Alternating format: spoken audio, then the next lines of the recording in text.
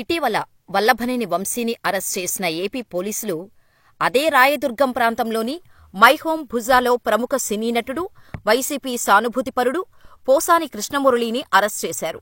YCP అధికారంలో ఉన్నప్పుడు పోసాని కృష్ణమురళి చంద్రబాబు, నారా లోకేష్, పవన్ కళ్యాణ్పై అనుచితంగా వ్యాఖ్యలు చేశారని పేర్కొంటూ టీడీపీ నాయకులు ఓబుళవారిపల్లె పోలీస్ స్టేషన్లో ఫిర్యాదు చేశారు.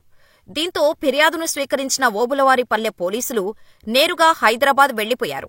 రాయదుర్గం ప్రాంతంలోని పోసాని కృష్ణమురళి ఇంటికి వెళ్లి అరెస్ట్ చేశారు. ఈ అరెస్టు సందర్భంగా పోసానికి పోలీసులకు వాగ్వాదం జరిగింది. చివరికి పోసాని కృష్ణమురళిని పోలీసులు అరెస్ట్ చేసి ఓబుళవారిపల్లి పోలీస్ స్టేషన్కి తీసుకెళ్లారు. అక్కడి నుంచి రైల్వే కోడూరు ప్రధాన న్యాయమూర్తి ఎదుట హాజరుపరిచారు. ఈ క్రమంలో వైసీపీ తరపున న్యాయవాది పొన్నవోలు సుధాకర్ పోసాని కృష్ణమురళి తరపున వాదించినప్పటికీ ఉపయోగం లేకుండా పోయింది.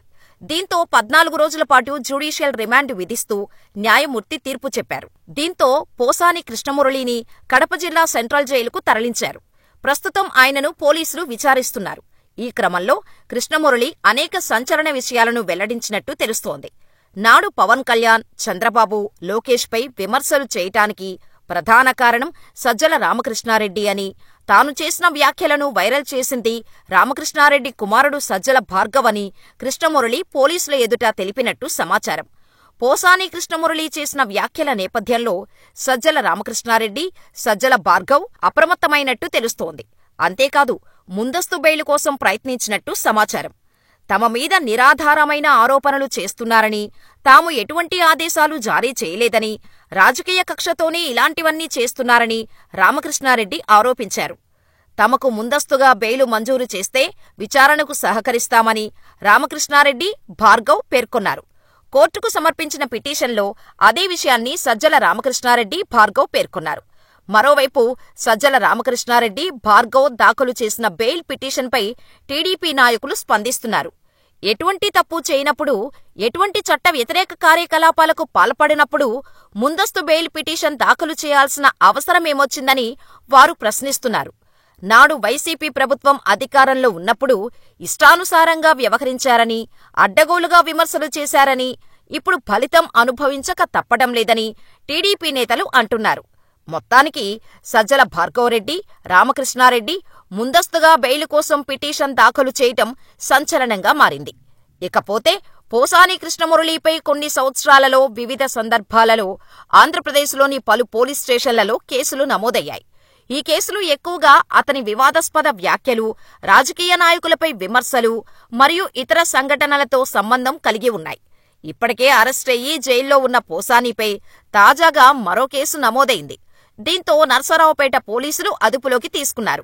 జనసేన పార్టీ అధ్యక్షుడు పవన్ కళ్యాణ్పై పోసాని అనుచిత వ్యాఖ్యలు చేసినట్టు ఆరోపణలు రావటంతో జనసేన నాయకులు రాజమండ్రిలో ఫిర్యాదు చేశారు. పోలీసులు స్పందించకపోవటంతో జనసేన నాయకులు కోర్టును ఆశ్రయించారు. కోర్టు ఆదేశాల మేరకు 2023 అక్టోబర్లో రాజమండ్రిలో కేసు నమోదైంది. ఐపీసీ సెక్షన్లు 499, 500 కింద కేసు దాఖలు చేయబడింది. ఈ కేసు పెండింగ్లో ఉందని, తదుపరి విచారణ కోసం కోర్టులో ఉందని తెలుస్తోంది. ఇక ఆంధ్రప్రదేశ్లో వైఎస్సార్సీపీ ప్రభుత్వం నియమించిన వాలంటీర్లపై పోసాని చేసిన వ్యాఖ్యలు వివాదాస్పదమయ్యాయి. ఈ వ్యాఖ్యలను పవన్ కళ్యాణ్ వ్యతిరేకించడంతో రాజకీయ వివాదం రేగింది.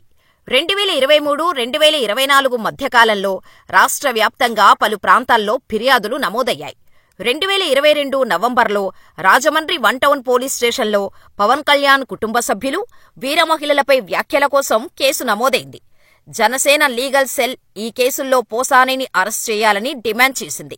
కానీ చర్యలు పెద్దగా ముందుకు సాగలేదని సమాచారం. 2025 ఫిబ్రవరిలో పోసాని కృష్ణమురళిపై నాన్ బెయిలబుల్ కేసులు నమోదయ్యాయని సోషల్ మీడియా ద్వారా వార్తలు వచ్చాయి. భారతీయ న్యాయ సంహిత సెక్షన్లు 196, 353 మరియు 111 రెడ్ విత్ కింద కేసులు దాఖలు చేయబడ్డాయి. రాష్ట్ర వ్యాప్తంగా అనేక ఫిర్యాదులు వెల్లువెత్తాయి. ముఖ్యంగా రాజకీయ ప్రత్యర్థుల నుండి రైల్వే కోడూరు కోర్టులో సెక్షన్ 111, 67 వర్తించవని తీర్పు వచ్చినప్పటికీ రిమాండ్ విధించటం వివాదాస్పదమైంది.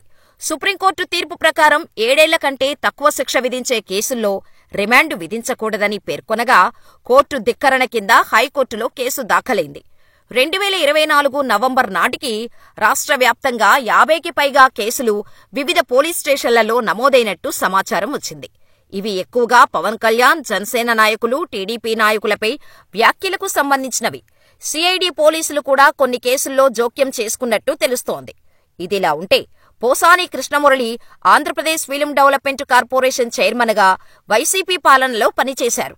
ఈ సమయంలో వైఎస్సార్సీపీకి మద్దతుగా వ్యాఖ్యలు చేయటం వల్ల రాజకీయ ప్రత్యర్థుల నుండి విమర్శలు, కేసులు ఎదుర్కొన్నారు. ఈ కేసులు చాలా వరకు పెండింగులో ఉన్నాయి.